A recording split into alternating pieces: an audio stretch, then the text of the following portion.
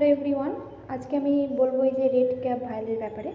Red cap ভাইল একে plane ভাইলও বলা হয়, ক্লট ভাইলও বলা হয়।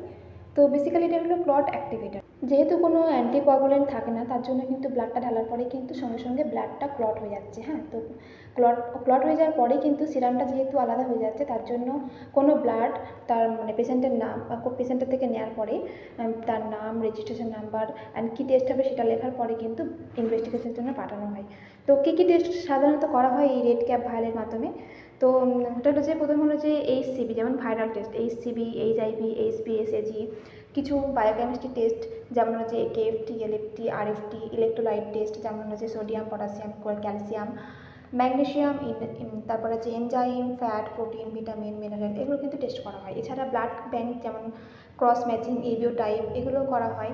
কিছু rheumatoid fever, rubella titre, pregnancy test, C reactive protein test, syphilis, hepatitis, এগুলোও করা হয়। কিছু ইমিউনোলজিক্যাল টেস্ট করা হয় অ্যান্ড সেরোলজি টেস্ট যেমন বললাম সি রিঅ্যাক্টিভ প্রোটিন, এই টেস্টও করা হয়।